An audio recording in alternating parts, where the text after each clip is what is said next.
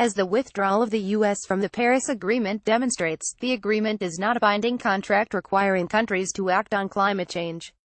In fact, given the fact that the emissions pledges in the agreement were voluntary, political and civic engagement will play an important role in ensuring that governments keep to their pledges.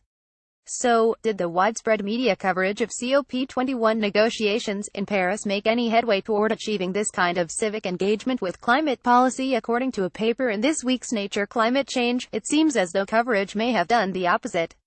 People's understanding of the issues at stake improved slightly over the course of the conference, but not much changed in their sense of personal or national responsibility. If anything, the authors write, this global media event had a modest appeasing rather than mobilizing effect.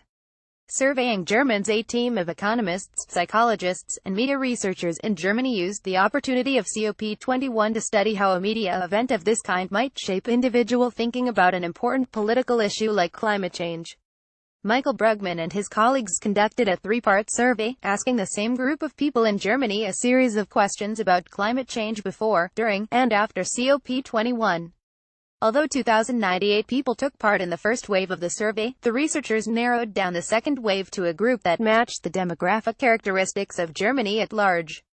After accounting for dropouts, 1,121 people participated in all three waves of questions. The surveys covered basic information like where people had come across news coverage of the conference, as well as testing participants' knowledge of some of the basics of climate change policy, like the concept of mitigation and what the Kyoto Protocol is. The most important questions were those that assessed how people thought about their own role in shaping action on climate change. The team probed how effective people thought they could be individually and how effective world governments could be at acting against climate change. Another series assessed where people felt responsibility fell with developed countries, developing countries, and with Germany specifically. And finally, the surveys asked people about their intentions to change their own behavior, like mode of transport or shopping choices, and to engage politically about climate change. Ignoring the obvious intuition might suggest that heavy media coverage of climate issues should lead people to make some resolutions about their personal or political behavior or to update their perceptions of how important climate change is as a subject.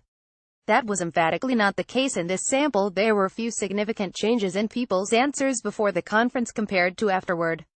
The only questions that saw a large change in response were people's understanding of the objectives of COP21 and the importance of limiting average warming to less than 2 degrees Celsius. This suggests that people weren't just on autopilot while taking the survey and that there were some concepts in the media coverage that were taking root. But when it came to people's ideas about which countries are most responsible for acting on climate change and their own personal responsibility, the results were less encouraging. In fact, people were slightly less likely to say they intended to engage politically about climate change in the future, less likely to think that Germany should play a leading role, and less likely to think that they were able to do anything about climate change as individuals. Despite this, they were more likely to say that governmental negotiations had the possibility of being effective. The changes in these answers were really meager, so it's difficult to say with certainty what they mean. The authors suggest that overall, the summit seemed to make people more likely to kick back and leave the issues to the government rather than believing that they had the personal responsibility or power to make a difference. To be really certain that this is the case, it would be essential to see similar work done with additional climate-related news. While it's not possible to say for sure that media coverage of international climate policy negotiations actively made people think they didn't have to worry, it certainly doesn't seem to have had much of a motivating effect.